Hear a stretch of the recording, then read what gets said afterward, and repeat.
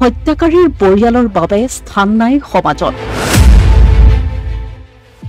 ঢকুৱাখানা নাৰায়ণপুৰ চাপৰি গাঁৱৰ ৰাইজে গ্ৰহণ কৰিলে এক বিশেষ সিদ্ধান্ত।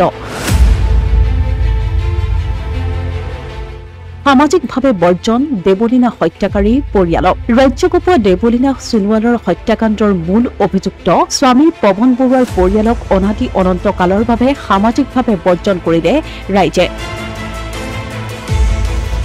দেওবাৰে ঢকুৱাখানা নাৰায়ণপুৰ চাপৰি গাঁৱৰ ৰাইজে এখন ৰাজহুৱা সভা অনুষ্ঠিত কৰি এই সিদ্ধান্ত গ্ৰহণ কৰে।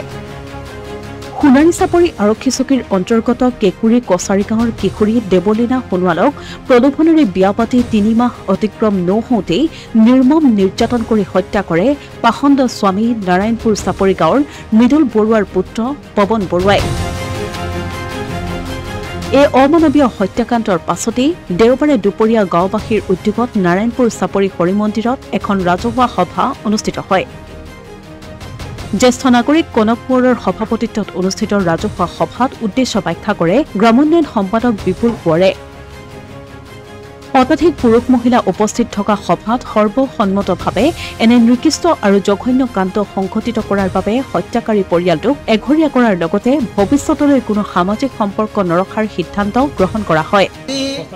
আজি সভাত যথেষ্টখিনি প্ৰস্তাৱ লোৱা হৈছে যে দক্ষিণ ঢকুৱাখানা অঞ্চলৰ ৰাস্তা পদূলি আৰু লগতে চাৰিকীয়া নদী গৰাখহনীয়া ৰোধ কৰাৰ যিটো ব্যৱস্থা ওপৰ মহলৰ কাৰণে আমি প্ৰস্তাৱ গ্ৰহণ কৰি পেলাই প্ৰেৰণ কৰাৰ ব্যৱস্থা কৰিছোঁ।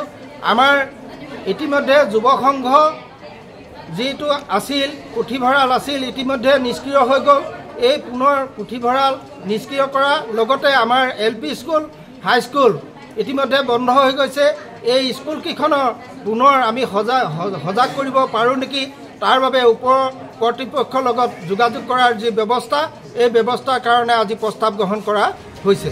তাৰোপৰি গাঁওখনৰ পৰা বিভিন্ন সামাজিক সমস্যা দূৰ কৰা, মাদক দ্ৰব্য প্ৰচলন বন্ধ কৰা, ড্ৰাগছৰ কৰাল গ্ৰাসৰ পৰা যুৱ প্ৰজন্মক আঁতৰাই ৰখাকে প্ৰমুখ্য কৰি বহুকেইটা গুৰুত্বপূৰ্ণ প্ৰস্তাৱ গ্ৰহণ কৰা হয়। গাঁওখনৰ সামাজিক পৰিৱেশ বিঘ্নিত কৰা সকলো অশুভ শক্তিক গাঁওখনৰ পৰা উৎখাত কৰাৰ সংকল্প গ্ৰহণ কৰি এনে অমানৱীয় ঘটনাৰ যাতে পুনৰাবৃত্তি নহয় তাৰ বাবে ৰাজহুৱা সভাই বহুকেইখন উপসমিতি গঠন কৰে। সভাত কনক কোঁৱৰ, ৰূপামণি কোঁৱৰ, কুমধৰ মেধি, দেৱ গগৈ, ৰাতুল কোঁৱৰ, চেনাইজ্যোতি দাস, ভূধৰ কোঁৱৰ আদি বহুকেইগৰাকী ব্যক্তিয়ে বক্তব্য আগবঢ়াই এনে ঘটনাৰ পুনৰাবৃত্তি যাতে নহয় তালৈ গাঁওবাসী ৰাইজে সতৰ্ক দৃষ্টি ৰখাৰ সহমত পোষণ কৰা হয়। সভাই এই অমানৱীয় ঘটনাৰ একেমুখে গৰিহণা দি অনাগত দিনত এই ঘাতক পৰিয়ালটোৰ লগত কোনো ধৰণৰ সামাজিক আৰু ব্যক্তিগত সম্পৰ্ক নৰখাৰ ঐক্যবদ্ধ সিদ্ধান্ত গ্ৰহণ কৰে। তাৰোপৰি ঘাতক পৱন বৰুৱাৰ হৈ কোনো অধিবক্তাই যাতে ওকালতি নকৰে তাৰ বাবেও ৰাজহুৱা আহ্বান জনায় গাঁওখনৰ ন্যায়কামী ৰাইজে।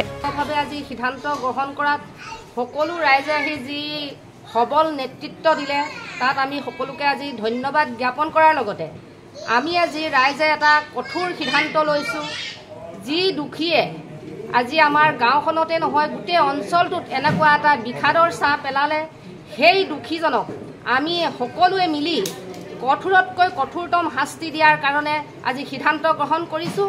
আৰু আমি যিসকল অধিবক্তা মহোদয় আমি তেখেতলোককো যাতে এই দুখীৰ হৈ কোনো কাৰণতে ওকালতি নকৰে তাৰ কাৰণে তেখেতসকললৈ মোৰ অনুৰোধ থাকিল।